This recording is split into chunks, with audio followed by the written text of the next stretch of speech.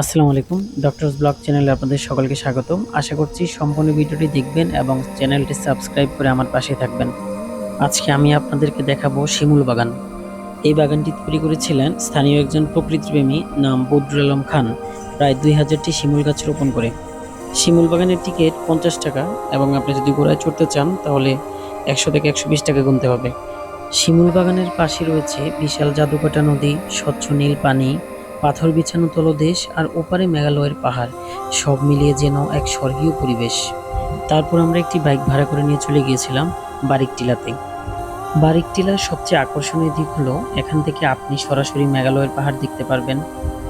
ভারতের পাহাড়ি জনপদ, কাছেই শিমুল বাগানের লাল রঙের সৌন্দর্য, আর নিচ দিয়ে বয়ে চলেছে জাদুকাটা নদী। তারপর আমরা বাইক দিয়ে চলে গিয়েছিলাম লাউরের গড় ঝর্ণাতে।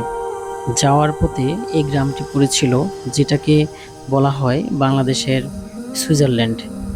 তবে অবশ্যই মনে রাখবেন, বারিকটিলা যেহেতু সীমান্তবর্তী এলাকা, তাই ঘুরতে গেলে অবশ্যই সীমান্ত নিয়ম ও স্থানীয় নির্দেশনা মেনে চলা উচিত। যাই হোক, লাউয়াছড়া ঝর্ণাটি খুব বেশি দূরে নয়। আমরা বাইক দিয়ে 5-10 মিনিটের মধ্যেই পাহাড়ের আঁকাবাঁকা রোড দিয়ে চলে গিয়েছিলাম ঝর্ণাটিতে। সত্যি বলতে আমার কেন যেন মনে হয়েছিল ঝর্ণাটি সম্পর্কে কারো কোনো আইডিয়া না থাকার কারণে টাঙ্গুয়ার হাওরে অনেকে ঘুরতে যাওয়ার পরও না জানার কারণে অনেকেরই যাওয়া হয় না। অবশেষে আমরা চলে আসলাম আমাদের ঝর্ণাটিতে। এটি মূলত সীমান্ত ঘেঁষা এক লুকোনো হ্রদের নাম লাউরের গড় ঝর্ণা, যার উৎস ভারতের মেঘালয় পাহাড়। আমরা দেখতে পাচ্ছি এটা হচ্ছে পাহাড়ের মূত্র বিসর্জন। By the way, don't take it seriously. বর্ষাকাল এলেই এই ঝর্ণায় প্রাণ ফিরে আসে। পাহাড়ি ঢালে নেমে আসে স্বচ্ছ ঠান্ডা পানি। Just feel the sound.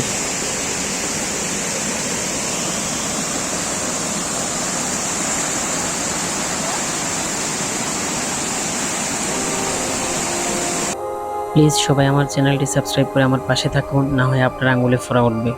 Bye bye, আল্লাহ হাফেজ। সবাই সুস্থ থাকবেন, ভালো থাকবেন।